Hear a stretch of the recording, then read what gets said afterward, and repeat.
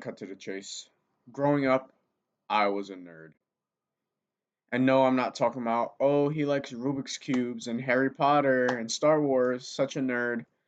When I say nerd, I actually mean that I was a chump. I mean, I was into nerdy things. Like, I was a musical theater kid, I played a lot of video games, but it was deeper than that. I was just soft from within. I didn't have any faith or belief in myself. People would push me around, literally. Man, this is really sensitive to admit, but like in like middle school and stuff like that, like not middle school, elementary school, people would like take my shit. They would like, touch me in ways that I didn't really feel like getting touched, and I never did anything. I never did anything. I never protected myself. And that stuck with me for a really long time because what was I afraid of?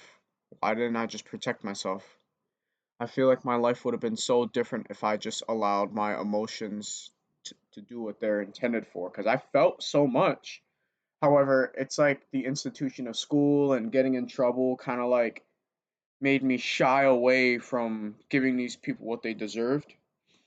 And I feel like I internalized a lot of that, excuse me, of that shame, when people are touching you in ways you don't want to be touched or like really just giving you hell and you just don't do anything, something inside you sits and it sits you there and you grow up with it. And I didn't realize that.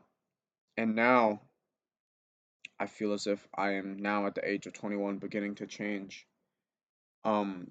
My journey started with boxing and now I've transferred over to mixed martial arts, which is exacerbating this change in my opinion. It's happening even more rapid. But now that I am training and doing brave things, like I mean, just yesterday. First of all, I've been totally pressured to make this video because my coach and my fighting teammates said, "Hey, how do we get another video out of you?" And I said, "If the experience is bad enough." So they said they would just beat me up until they get another video. Here's your guys' video before you have to beat me up. Shout out to Savage Ronan and John. But yeah, here's the video before I get beat up for it, before it gets beat out of me. But, you know, I'm starting to realize that it's okay. It's okay to show some aggression. It's okay to defend yourself. It's okay to carry yourself and be more rough around the edges. Like, it's okay. These things are okay. Like, employing this body for the purpose of defending yourself and others, that's okay. I just had a conversation with my girlfriend yesterday. Something happened to her and she had a moment where she wound up yelling and she was telling me, "Oh, like I just feel so guilty about yelling." And that kind of reminded me about my old state of mind. It's like, why do you feel guilty about defending yourself? In that moment, you were being emotionally wronged. You don't always just have to be meek and quiet and submissive like how the school teachers want you to be. You can protect yourself. You can employ societally acceptable amounts of violence. When I say employ violence, I don't mean just hurt everyone around you, but if people are really giving you a hard time, it's okay to bite back. It's okay to bite back. It's okay to show your teeth. Growing up, I didn't think it was okay to bite back. I thought that I would get in trouble. I thought that my parents would hate me. I thought, not hate me, but I just didn't want to disappoint my parents. I didn't want my little siblings to like think I'm just fighting all the time, which is ironic because look at me now.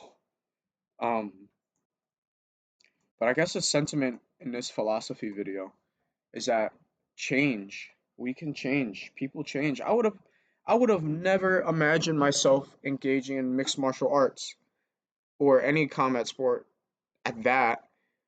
To describe my hobbies over the years, I was into like Rubik's cubes, really into chess. I was really into soccer. Then I started getting really into games. I was really good at like Valorant. Like I was immortal. I was a really high ranked player. I made Valorant videos.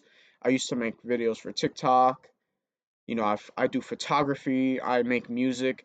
There are a lot of hobbies that I've cycled through, before I landed on fighting. And that's just changed for you. And the way I am now, the previous like this version of me is entirely different from the version of me that was engaging in those other activities. I've learned so many bountiful lessons from learning how to use my body to impose my will as needed to defend myself, to defend others, to one day compete. There are a plethora of lessons to learn from any sort of martial arts, let alone mixed martial arts. For one, it's badass. Let's be honest. And I'm not trying to say I'm so cool, but like you, it's kind of a cool thing to do MMA. Then there's also like your body gets right, your mind sharpens. There's the brotherhood, and for me personally, a huge one is that I feel empowered to defend my loved ones, like my girlfriend, my mom, my sister. I feel super empowered to like defend the people in my circle who mean the most to me, who I feel like need protecting. And there's also giving back. I'm also able to learn some of these wrestling techniques and bring them back to the women in my family and teach them. I know it might sound a little silly to you, but that stuff is really important to me. If a woman is getting grabbed from behind in a way that they don't want, how do they break out of it? Or if they're like getting grabbed by the hair, how do they break out of it? So there are plenty of benefits to this current path that I'm on, and I've definitely assessed that because there are also risks too. There are risks of injury, like I get beat up all the time. There are risks of injury, but it's just a trade-off, and it's just change. We change. We don't stay the same. If you want to do something, man, fucking do it. I did not spawn in fighting MMA. I didn't. I was a nerd. I was a fucking loser. I didn't do shit. I just felt like doing it and started doing it. And that's how easily you can change.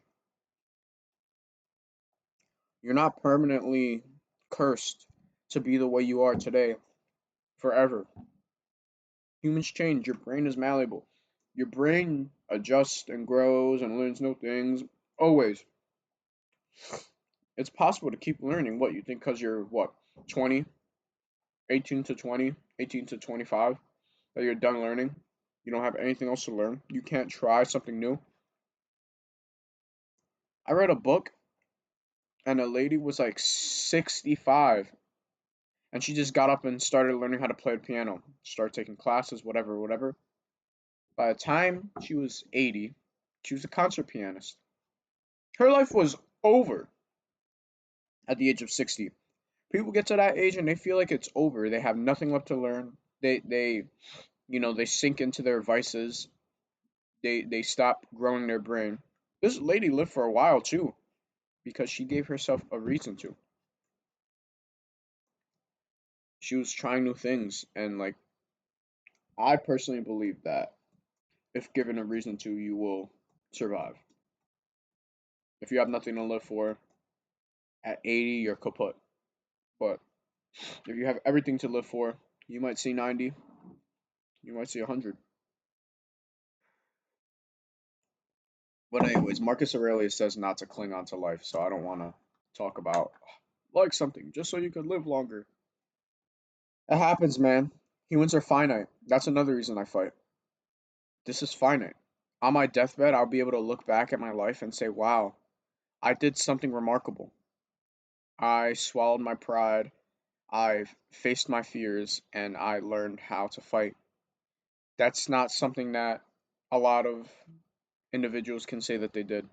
And I'll be on my deathbed and I will be proud of myself. And I think that's all that matters. Because when you're on your deathbed, it's just you. Like yeah, your family might be around you, but it's just you. Like you're gonna be reflecting. Are you gonna be proud? Really? And if not, you might need to change. But thank you. That was my yap sesh.